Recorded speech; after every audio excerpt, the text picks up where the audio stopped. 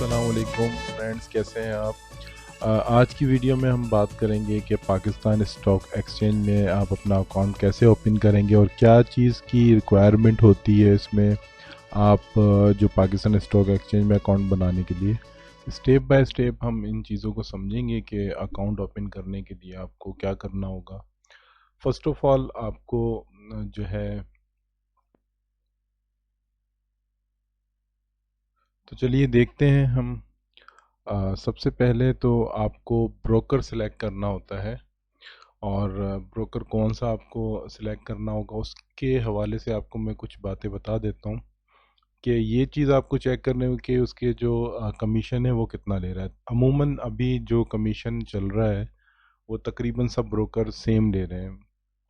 वो I think 3 पैसा के हिसाब से होता है या फिर 15 पैसा इस तरह से। तो ये कमीशन होता है ब्रोकर का और ये तकरीबन अभी तो सब ब्रोकर का तकरीबन सेम है।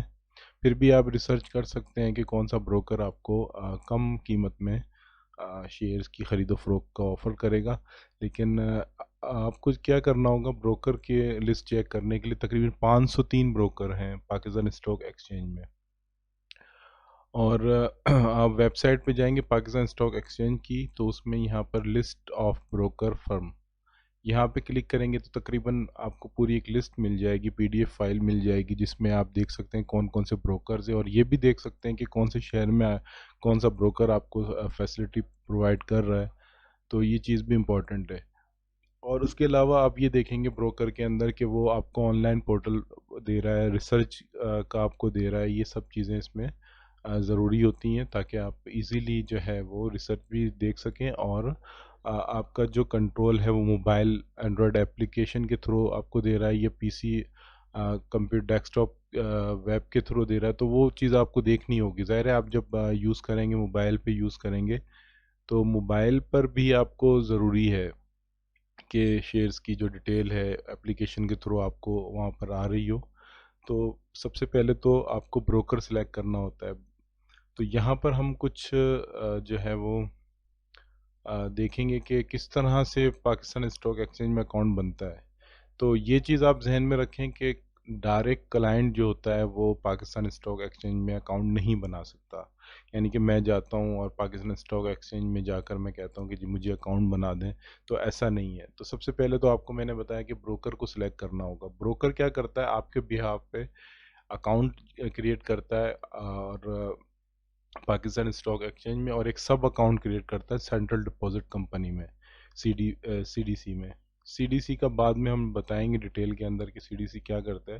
तो सबसे पहले आपको ये समझना होगा कि पाकिस्तान स्टॉक एक्सचेंज में डायरेक्ट अकाउंट नहीं बनता है क्लाइंट का। उसको अपने किसी ना किसी ब्रोकर से रब्ता करना होगा। ब्रोकरेज हाउस में आप जाके रब्ता कर सकते हैं। और अब हम ये देखते हैं कि कौन से ब्रोकर्स जो हैं वो टॉप 5 में मैंने रखे हैं। तो टॉप 5 ब्रोकर्स में अगर आप देखेंगे तो एकेडी सिक्योरिटीज़ है, जेएस ग्लोबल, जेएस बैंक का है, आरिफ हबीब भी अच्छा ब्रोकर है, कसब के ट्रेड की इनकी एप्लीकेशन है और मेरा ख़ुद का भी अकाउंट जो है ना कसब के थ्रू ओपन है। तो इनकी एप्लीकेशन बेहतर है कि आप यूज़ कर सकते हैं। लेकिन जो रिसर्च वगैरह है वो मुझे ऐसा लगता है कि जेएस ग्लोबल की ज़्यादा बेहतर लगती है मुझे। लेकिन इसके अलावा आप अस्करी सिक्योरिटीज़ है, स्टैंडर्ड कैपिटल सिक्योरिटीज़ है, और भी मैंने बताया कि आपको 503 सिक्योरिटीज़ कंपनीज है जो ब्रोकर हैं। तो उसमें से किसी से भी आप रब्ता कर सकते हैं और अपना अकाउंट आप ओपन करवा सकते हैं। अब हम देखेंगे कि डॉक्यूमेंट कौन कौन से रिक्वायर्ड हैं। देखें, सबसे पहले तो आपका नाम है जो कि ज़ाहिर एनआईसी के ऊपर होता है। इसका प्रूफ आप एनआईसी के थ्रू देते हैं। आपकी जो शख्सियत है उसके हिसाब से जो आपका प्रूफ है वो एनआईसी है, एनआईसी आप देते हैं। और रूल एंड रेगुलेशन चेंज होते रहते हैं, तो वो आप जब रब्ता करेंगे अकाउंट ओपन करवाने के लिए वो आपको डिटेल बता देंगे। लेकिन अगर ये जो डॉक्यूमेंट्स मैं आपको बता रहा हूँ अगर ये आप अपने पहले से तैयार रख लेते हैं तो आपको ज़्यादा प्रॉब्लम नहीं होगी और इजीली आपका अकाउंट प्रोसेस में चला जाएगा और ओपन हो जाएगा। ठीक है। तो एनआईसी आपके पास उसकी स्कैन कॉपी हो। और लेटर हेड, अब लेटर हेड क्या है, लेटर हेड डॉक्यूमेंट होता है जो कि आपके बिजनेस के लिए आप यूज़ करते हैं लेटर हेड, बिजनेस का जो है यूज़ करते हैं। तो जो भी आपका कारोबार है उसका एक लेटर हेड हो आपके पास। और क्योंकि वो लेटर हेड पे जो एप्लीकेशन प्रोसेस होती है, जब आप ब्रोकर को पास जाएंगे तो वो आपसे कहेगा लेटर हेड की हमें दें। तो वो फिर लेटर हेड लेकर उसके ऊपर प्रपोजल बनाते हैं पाकिस्तान स्टॉक एक्सचेंज के लिए कि जी अकाउंट ओपन करना है, ये नाम है, ये चीज़ें हैं, तो वो आपके लेटर हेड के थ्रू एप्लीकेशन जाती है। फिर है बिजनेस और सैलरी प्रूफ। अब जाहिर है आप पाकिस्तान स्टॉक एक्सचेंज में अकाउंट ओपन कर रहे हैं तो आपका कोई ना कोई इनकम का सोर्स होगी। तो सोर्स आपको बतानी होगी वहाँ पे, या तो बिजनेस होगा या फिर सैलरी होगी। अगर आपका बिजनेस है तो मैंने बताया कि लेटर हेड आप उसमें देंगे। और अगर आप सैलरी पर्सन हैं तो आपको अपनी सैलरी पे जो कर आपको मिलती है उसका प्रूफ आपको देना होगा, सैलरी स्लिप जिसके तौर पे आपको उसको वहाँ पर प्रेजेंट करना होगा कि जी ये मेरी सैलरी है। अगर आप टैक्स पेयर हैं, रिटर्न जमा कराते हैं, एनटीएन आपका बना हुआ है, तो वो एनटीएन भी आपको जो है वो देना होगा।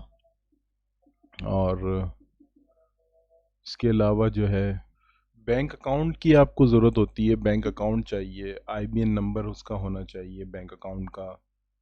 तो आप अपने बैंक से रब्ता करेंगे, उनसे आईबीएम नंबर ले लेंगे, बैंक अकाउंट ही उसमें होगा। क्योंकि जब कंपनी डिविडेंड अनाउंस करती है, जब आप शेयर्स परचेज करते हैं, उसको होल्ड करते हैं, और उनकी जो फाइनेंशियल मीटिंग होती है बोर्ड ऑफ डायरेक्टर की, उसके अंदर बताया जाता है कि जी इतना डिविडेंड जो है कंपनी पेड कर रही है, तो वो डिविडेंड आपके डायरेक्ट बैंक अकाउंट में ट्रांसफ़र होता है। तो उसमें ये ब्रोकर का कोई ताल्लुक नहीं होता कि आप ब्रोकर के पास जाएंगे जी मेरा वो डिविडेंड दे दे, ऐसा कुछ भी नहीं है, डायरेक्ट आपका बैंक अकाउंट में ट्रांसफ़र होता है। और पेमेंट आप किस तरह से करते हैं कि पेमेंट भी आप बैंक अकाउंट के थ्रू ब्रोकरेज हाउस को भेजते हैं, ब्रोकरेज हाउस आपके अकाउंट को अपडेट करते हैं। जब आपका अकाउंट अपडेट हो जाता है तो उसके बाद फिर वो पेमेंट आपके पास शो हो रही होती है।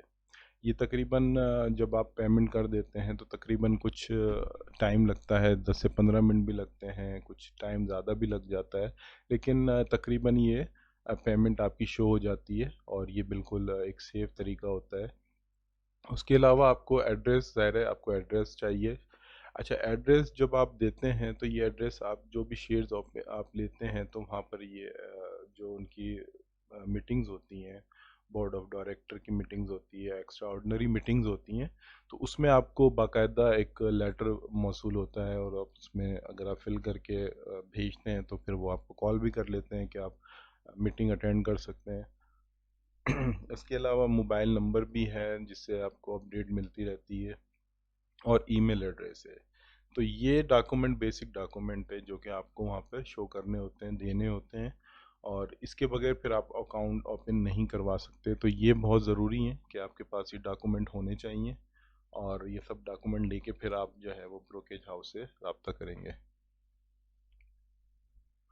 सीडीसी के बारे में मैंने कहा था, मैं बाद में बताऊंगा। सीडीसी क्या होता है कि जब शेयर्स आप परचेज कर लेते हैं तो ये आपके नाम पर चढ़ते हैं।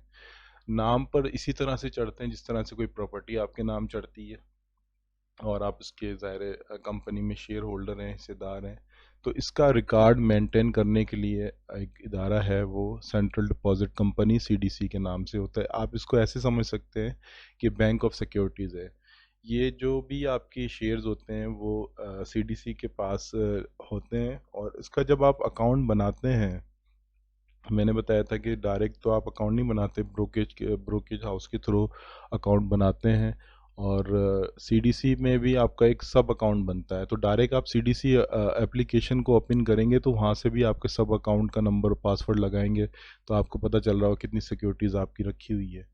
और अगर आप डायरेक्ट इन्वेस्टर अकाउंट बनवाएंगे सीडीसी के अंदर तो वो डायरेक्ट आप खुद बनवा सकते हैं। तो उनकी रिक्वायरमेंट होती है, एप्लीकेशन पे फॉर्म होता है कि वो आप सबमिट कराएं और डायरेक्ट अकाउंट बनाएं। अगर आप लॉन्ग टर्म के लिए इन्वेस्ट करना चाहते हैं तो सीडीसी अकाउंट आप डायरेक्ट इन्वेस्टर अकाउंट बनवाना ज़रूरी होता है, क्योंकि ब्रोकेज अगर हाउस कोई डिफ़ॉल्ट कर जाए तो वो आपकी शेयर जो है वो सेल आउट कर दे तो फिर आपको प्रॉब्लम हो सकती है।